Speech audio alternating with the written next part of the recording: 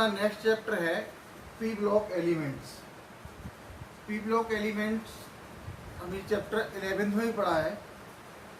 11th में P block elements के जितने भी ग्रुप्स हैं उनका सबका एक साथ अध्ययन किया था। इसमें हमको कुछ ग्रुप्स का स्पेशली और स्टडी करना है।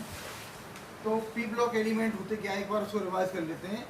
P block elements are the element which present in periodic table between group 14 to 18, sorry, group 15 to 18। अब इसमें जो फर्स्ट ग्रुप है हमारा ग्रुप 15 होता है। ग्रुप 18 को हम जीरो ग्रुप एलिमेंट्स भी कहते हैं। इसमें विवाद की स्थिति है। कुछ लोग जीरो ग्रुप एलिमेंट्स को यानी 18 ग्रुप को पी ब्लॉक एलिमेंट में रखते हैं, कुछ नहीं रखते हैं। अलग अलग धारणा है दोनों की। पी ब्लॉक एलिमेंट का हमने जनरल इलेक्ट्रॉनिक कॉन्फ़िगरेशन पढ़ा था NS2 NP126। लास्ट सेल के S सब सेल में 2 इलेक्ट्रॉन और लास्ट सेल के P सब सेल में 1 से लेकर के 6 तक इलेक्ट्रॉन होते हैं।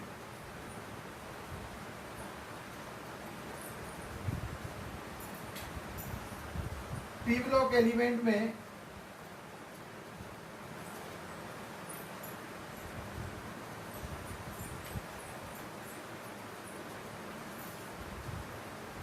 ग्रुप 13 to 18 यानी कि अगर हमारे पास NP1 है इसका मतलब ग्रुप 13 है, NP2 है इसका मतलब ग्रुप 14 है, NP3 है इसका मतलब ग्रुप 15 है, NP4 है इसका मतलब ग्रुप नंबर 16 है, NP5 है इसका मतलब ग्रुप नंबर 17 है और अगर NP6 है तो ग्रुप नंबर 18 है।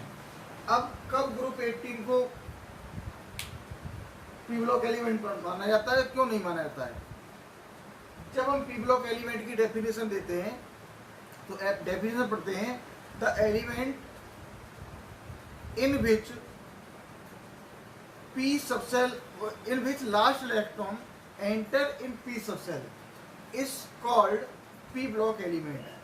इन सब में क्या है, पी में मैक्सिमम 6 इलेक्ट्रॉन आते हैं, या पी में 1 इलेक्ट्रॉन था तो नेक्स्ट इलेक्ट्रॉन पी सब सेल में एंटर हो रहा है।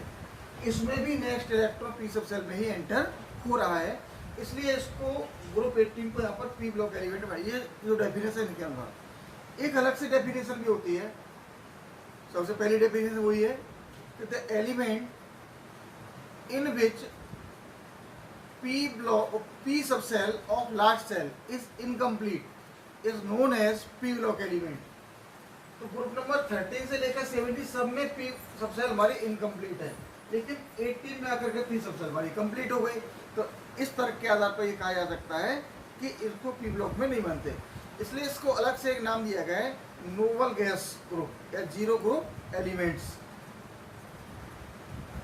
अब हम इसकी कुछ जनरल प्रॉपर्टीज की बात करते हैं कि जो पी ब्लॉक एलिमेंट है हमारे, वो पी ब्लॉक एलिमेंट सभी स्टेट में लिक्विड, सॉलिड और गैस तीनों स्टेट में पाए जाते हैं।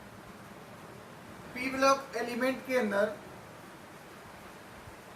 मेटल्स भी होते हैं, नॉन मेटल्स भी होते हैं और मेटलॉइड्स होते हैं। केवल पी ब्लॉक एलिमेंट्स ही ऐसे एलिमेंट हैं जिनमें मेटल, मेटलॉइड और नॉन मेटल सभी होते हैं। बाकी एस ब्लॉक में हमने पढ़ा था तो एस ब्लॉक में देखा था कि उसमें केवल मेटल्स होते हैं, हाईली रिएक्टिव मेटल्स होते हैं। डी ब्लॉक में जब पढ़ा था तो हमने उसमें हैवी मेटल्स होते हैं, नॉन मेटल कहीं नहीं होते। लेकिन पी ब्लॉक के अंदर मेटल भी होते हैं, नॉन मेटल भी होते हैं और मेटलॉइड भी पाए जाते हैं। दे have high value of electronegativity. P block element की जो इलेक्ट्रोनेगेटिविटी है वो हाई होती है, हाई इलेक्ट्रोनेगेटिविटी होती है।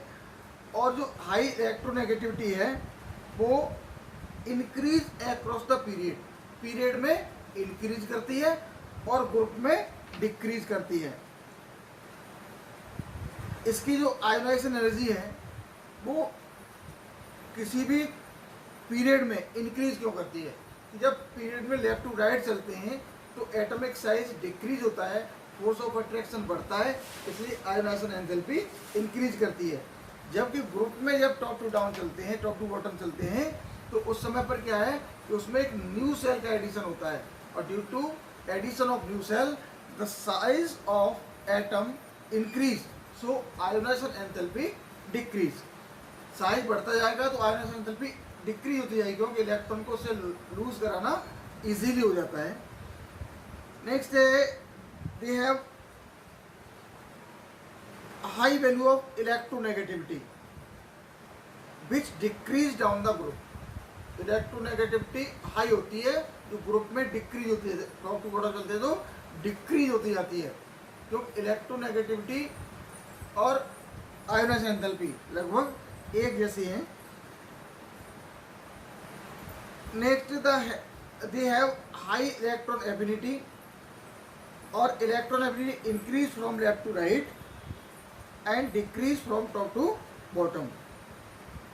Atomic and ionic radii left to right decrease होती है, टॉप टू बॉटम इंक्रीज होती है। तो हमने प्यूरिटी टेबल की जनरल प्रॉपर्टी पढ़ी थी वो सारी की सारी यहाँ पर फॉलो करता है। इसमें except oxygen, fluorine and zero group element, all other element यानी oxygen group, fluorine group, sorry oxygen, fluorine और जीरो ग्रुप एलिमेंट, ये तीन ग्रुप ऐसे हैं, इनको छोड़ दिया जाए तो all other element activate positive and negative oxidation state. यानी ऑक्सीजन की नेगेटिव स्टेट केवल माइनस की होती है, फ्लोरीन की केवल माइनस की होती है, जीरो ग्रुप एलिमेंट की न माइनस की न प्लस की होती है, उनकी कोई ऑक्सीजन स्टेट जीरो होती है। बाकी सारे के सारे ग्रुप जो पीपीएफ एलिमेंट में हैं उन सब की ऑक्सीजन स्टेट प्लस भी होती है और माइनस भी होती है, यानी वेरिएबल ऑक्सीडेशन स्टेट होती है। जैसे हम ऑक्सीजन की बात करें तो होती तो इसकी ऑक्सीजन की -2 है, लेकिन -2 से +6 तक हो सकती है, वेरिएबल होती है। लेकिन ऑक्सीजन की और फ्लोरीन की रेयर केस में वेरिएबल होती है, लेकिन बाकी सबकी वेरिएबल होती है, प्लस की भी होती है और माइनस की भी होती है। Phosphorus, oxygen and sulphur and halogen are very